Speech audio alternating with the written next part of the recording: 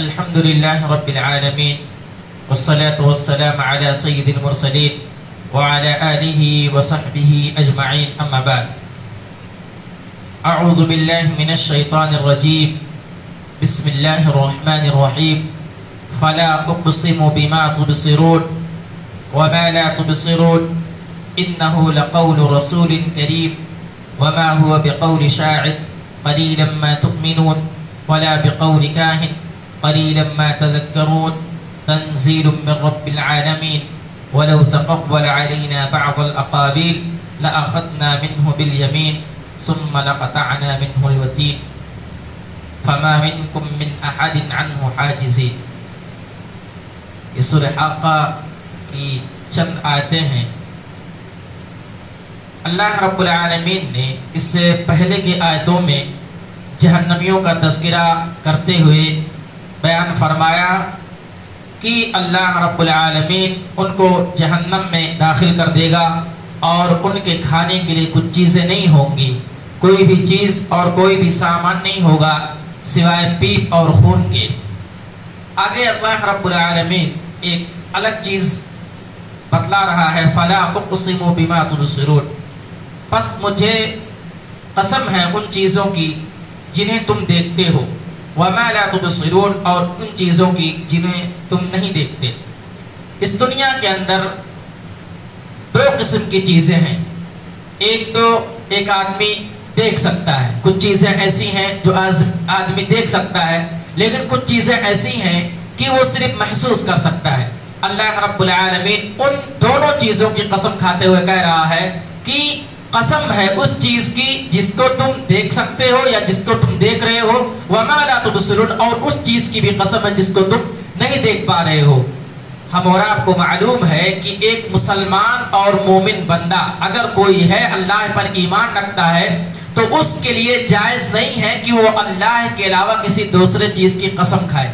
لیکن رب العالمین کی ذات وہ ہے جو ہر ایک چیز کی قسم کھا سکتا ہے، اور اگر اللہ رب العالمین کسی چیز کی قسم کھا کر کے کوئی بات بتلانا چاہتا ہے تو اس کی عظمت اور اس کی احترام اور اس کی معزز ہونے کی دلیل ہے کہ اللہ رب العالمین اس کی عظمت کو بتلانا چاہتا ہے. تو اللہ رب العالمین نے اس دنیا کے اندر جتنی بھی چیزیں ہیں ان تمام چیزوں کی قسم کھاتے ہوئے کہہ رہا ہے کہ وہ چیز ہے جس کو تم دیکھ سکتے ہو اور وہ چیز ہے جس کو تم نہیں دیکھ سکتے ہو، یعنی اللہ رب العالمین کی بنائی ہوئی چیزیں، اللہ رب العالمین کی پیدا کی ہوئی چیزیں.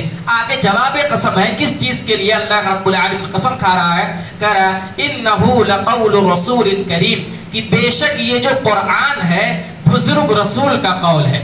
یہ قرآن جو ہے قرآن کے بارے میں ہے، یہ جو بات ہے قرآن میں جو باتیں کی گئی ہے، کلام جو ہے وہ رب العالمین کا قول ہے، رب العالمین کی طرف سے ہے.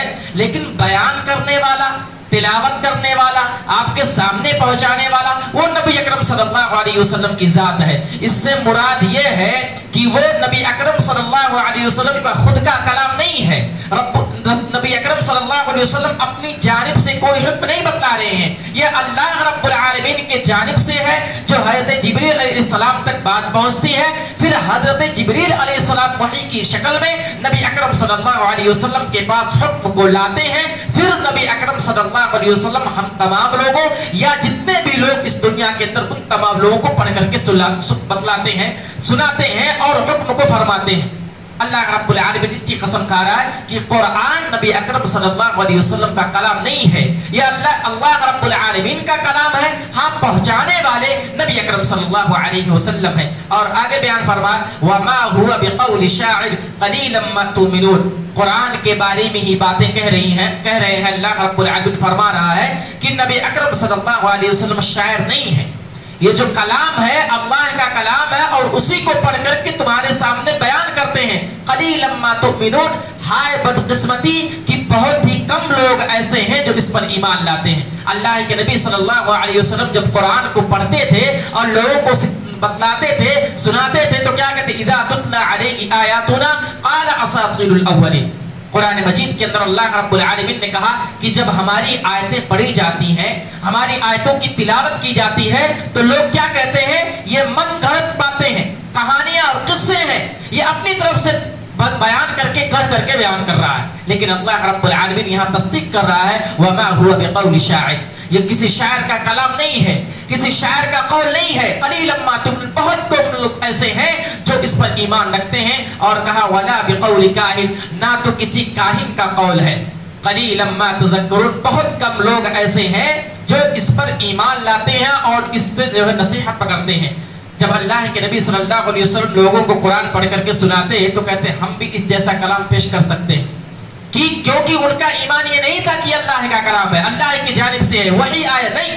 کہتے تھے یہ نبی اکرم صلی اللہ علیہ وسلم کا کلام ہے، یہ خود سے کر کر کے اپنی باتیں بیان کرتے ہیں. اللہ رب العالمین نے ان کو چیلنج کیا وَإِن كُنتُمْ فِي رَيْبٍ مِّمَّا نَزَّلْنَا عَلَىٰ عَبْدِنَا فَأْتُوا بِسُورَةٍ مِّن مِّثْلِهِ، کہ اگر تم اس کلام میں شک کرتے ہو، ذرہ برابر بھی اگر شک ہے تو ایک سورت لا کر کے دکھلا دو، ایک سورت لا کر کے تمام لوگ اکٹھا ہو جاؤ، مل کر کے ایک سورت اکٹھا کر دو. ان کنتم صادقین، اگر تم اپنی باتوں میں سچے ہو. لیکن نہیں لا سکے، ایک آیت نہیں پیش کر سکے اس کلام جیسا. اس لیے ہم اور آپ کو رہتی دنیا تک کے لیے اللہ رب العالمین نے یہ بتلا دیا کہ یہ کلام رب العالمین کا ہے، نبی اکرم صلی اللہ علیہ وسلم کا قول نہیں ہے، کسی شاعر کا قول نہیں ہے، کسی کاہن کا قول نہیں ہے، یہ کلام ہے رب العالمین کا جو وحی کی شکل میں حضرت جبریل علیہ السلام نبی اکرم صلی اللہ علیہ وسلم کے پاس لاتے تھے. اور نبی اکرم صلی اللہ علیہ وسلم اتنی ہی باتیں بتلاتے تھے جتنی کہ حضرت جبریل علیہ السلام ان کو سکھلاتے تھے، اپنی طرف سے بھی باتیں نہیں کرتے تھے. آگے اللہ رب العالمین نے کہا تنزیل من رب العالمین، یہ رب العالمین کی جانب سے نازل کیا گیا ہے. تنزیل کا معنی یہ ہوتا ہے نزل ینزل تنزیل، کی آہستہ آہستہ نازل کیا. قرآن مجید ایک بار کی نہیں اترا ہے، جب بھی ضرورت پڑتی تھی اللہ رب العالمین حضرت جبریل علیہ السلام کو بھیجتا تھا اور حکم نافذ فرماتا تھا. اور بھی کتابیں جو آسمانی کتابیں توریت، انجیل، زبور، ان کے لیے انزلہ کا لفظ استعمال کیا گیا، یعنی ایک بارگی میں اتارا گیا. لیکن قرآن کو آہستہ آہستہ تدریج بتدریج اللہ رب العالمین نے ترتیب کے ساتھ اتارا ہے.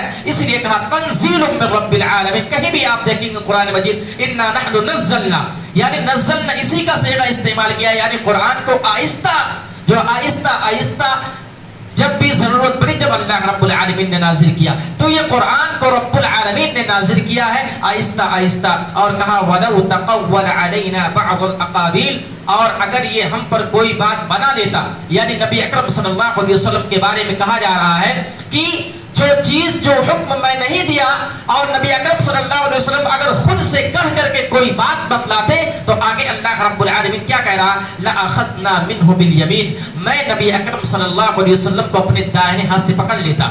یعنی اجازت نہیں تھی کہ نبی اکرم صلی اللہ علیہ وسلم خود سے کوئی بات کہہ دے، نہیں، جو حکم اللہ کا ہے وہی حکم نبی اکرم صلی اللہ علیہ وسلم کا. اس لیے وَمَن يُطِعِ اللَّهَ وَرَسُولَهُ، اللہ اور اس کے رسول کی اطاعت کرنی ضروری ہے. رب العالمین کا جو حکم ہوتا تھا وہی حکم نبی اکرم صلی اللہ علیہ وسلم دیتے تھے. اللہ رب العالمین نے کہا اگر نبی اکرم صلی اللہ علیہ وسلم خود سے کوئی بات کر لیتے، قرآن کو یا حکم کو اپنی طرف سے کوئی بات کہتے، لَأَخَذْنَا مِنْهُ بِالْيَمِينِ، میں اپنے داہنے ہاتھ سے پکڑ لیتا. داہنے ہاتھ کا استعمال اس لیے کیا گیا ہے، اللہ رب العالمین نے کہا ہے کہ بائیں ہاتھ کے مقابلے میں دائیں ہاتھ مضبوط ہوتا ہے.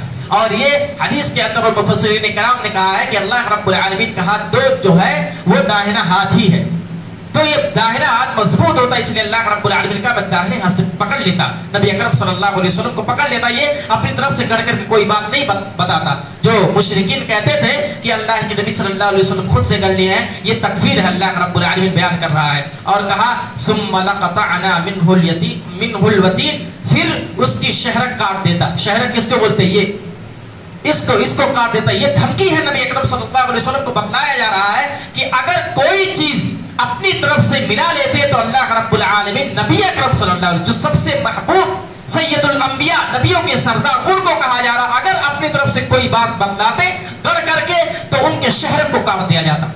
بھلا بتائیے اور لوگ کیسے کہتے ہیں کہ نبی اکرم صلی اللہ علیہ وسلم اپنی طرف سے باتیں بیان کرتے؟ نہیں، اللہ رب العالمین کا جو حکم ہوتا تھا وہی بتاتے تھے. اور نبی اکرم صلی اللہ علیہ وسلم کے بارے میں کہا گیا کہ ان کے شہر کاٹ دیا جاتا. یعنی نبی اکرم صلی اللہ علیہ وسلم جو بات کہتے تھے وہ اللہ کی جانب سے کہتے تھے، ورنہ اگر اپنی جانب سے کوئی بات کہتے تو اللہ رب العالمین ان کے شہر کو کاٹ دیتا. یہ تصدیق ہے کہ جو بھی بات اور جو بھی حکم تھی وہ اللہ رب العالمین کی جانب سے فما منکم من احد عنہ حاجزین، پھر تم سے کوئی بھی مجھے اس سے روکنے والا نہ ہوتا۔ اللہ رب العالمین کہہ رہا میری ذات ایسی ہے، میں اتنے عظیم المرتبت والا ہوں کہ اگر میں ایسا کرتا تو کوئی روکنے والا نہ ہوتا۔ اللہ رب العالمین کوئی روک نہیں سکتا، وہ جو چاہے کر سکتا ہے۔ تو اللہ رب العالمین اپنی پاور بتا رہا، اپنی عظمت بتا رہا ہے کہ میں اگر ایسا کرتا تو کوئی تم میں سے روک نہیں سکتا تھا، یعنی نبی اکرم صلی اللہ علیہ وسلم کو بھی بخشا نہیں جاتا۔ لیکن یہ ممکن نہیں ہے کہ اللہ کے نبی صلی اللہ علیہ وسلم کوئی بات اپنی طرف سے کہے، لیکن یہ بتلانا مقصود ہے کہ نبی اکرم صلی اللہ علیہ وسلم بھی اپنی جانب سے کوئی بات نہیں کہتے تھے، وہی حکم فرماتے تھے جو اللہ رب العالمین کی جانب سے آتا تھا۔ اس لیے ہمیں قرآن میں اور قرآن کے کلام میں کوئی بھی شک نہیں ہونا چاہیے۔ ذالک الکتاب لا ریب فیہ، یہ کتاب ایسی ہے جس میں کوئی شک کی گنجائش نہیں ہے۔ ھدی للمتقین، متقیوں کے لیے ہدایت ہے۔ اس لیے قرآن کو پڑھیں اور اس کو اللہ کا کلام سمجھتے ہوئے اس کے معنی اور مفہوم پر غور و فکر کریں، تدبر کریں اور اس کے مطابق اپنی زندگی گزاریں۔ آخر میں اللہ رب العالمین سے دعا ہے کہ اللہ رب العالمین ہمیں قرآن پڑھنے کی توفیق عطا فرما اور قرآن کے مطابق زندگی گزارنے کی توفیق عطا فرما۔ یہ رمضان المبارک کا آخری عشرہ ہے، اور آپ کو معلوم ہے ہم آخری عشرے میں داخل ہو چکے ہیں۔ نبی اکرم صلی اللہ علیہ وسلم کی حدیث کے مطابق اور ان کے طریقے کے مطابق اس رمضان المبارک کے آخری عشرے میں نبی اکرم صلی اللہ علیہ وسلم زیادہ سے زیادہ عبادات کرتے تھے، زیادہ سے زیادہ ذکر و اذکار کرتے تھے۔ اس لیے ہم اس کو غنیمت سمجھتے ہوئے اللہ رب العالمین کے یہاں اپنی بخشش کروائیں، اللہ رب العالمین سے توبہ اور استغفار کرائیں۔ یہ موقع بار بار نہیں ملتا ہے۔ ہم اور آپ جانتے ہیں اس آج سے پہلے پچھلا سال جو تھا ہمارے درمیان بہت لوگ ایسے رہے ہوں گے جو بیٹھے تھے، لیکن ابھی وہ قبر میں جا کر کے ان کی زندگی ختم ہو گئی۔ اللہ رب العالمین نے ہم اور آپ کو چنا ہے، اس موقع کو غنیمت جانتے ہوئے زیادہ سے زیادہ ذکر و اذکار، عبادات، تلاوت اور اسی طریقے سے نماز کی پابندی کریں۔ اللہ رب العالمین سے دعا ہے کہ اللہ رب العالمین تو ہمیں کہنے سننے سے زیادہ عمل کرنے کی توفیق عطا فرما، اور جب تک اس دنیا کے اندر ایمان و اسلام کی حالت میں رکھ، اور جب ہمارا خاتمہ ہو تو ایمان کی حالت میں ہو۔ آمین۔ وآخر دعوانا الحمد للہ رب العالمین۔ السلام علیکم ورحمۃ اللہ۔